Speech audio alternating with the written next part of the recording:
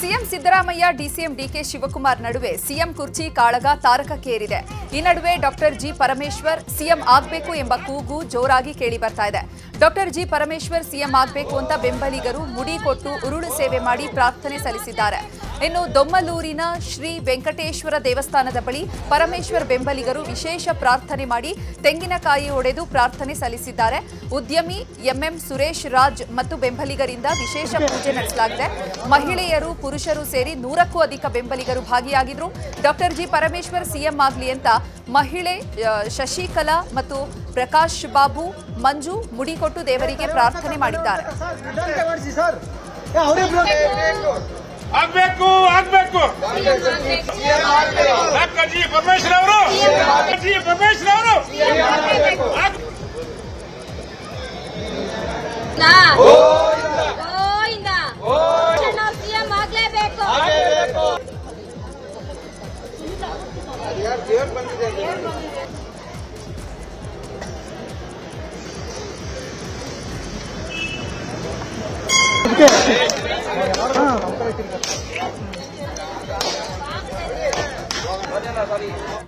ಇವತ್ತು ನಮ್ಮ ಒತ್ತಾಯ ಇಷ್ಟೇ, ಸಿದ್ದರಾಮಯ್ಯ ಅವರಿದ್ರೆ ನಮ್ದೇನೂ ಅಭ್ಯಂತರ ಇಲ್ಲ.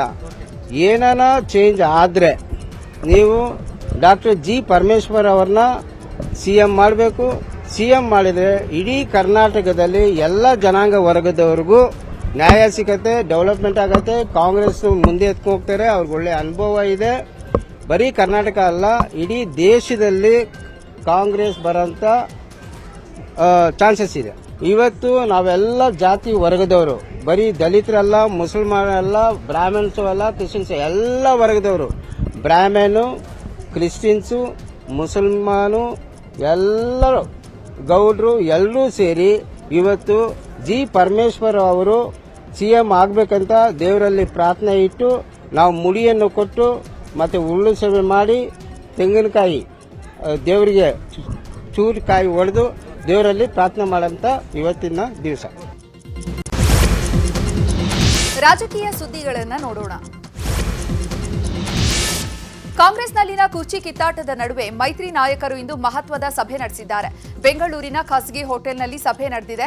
ರೈತರ ಸಮಸ್ಯೆ, ಕಬ್ಬು ಬೆಳೆಗಾರರ ಹೋರಾಟ, ಪರಪ್ಪನ ಅಗ್ರಹಾರ ಜೈಲಿನಲ್ಲಿ ನಡೀತಾ ಇರುವಂತಹ ದಂಧೆ ಸೇರಿದಂತೆ ಹಲವು ವಿಚಾರಗಳ ಬಗ್ಗೆ ಚರ್ಚೆಯಾಗಿದ್ದು ಅಧಿವೇಶನದಲ್ಲಿ ಹೋರಾಡಲು ನಿರ್ಧರಿಸಲಾಗಿದೆ.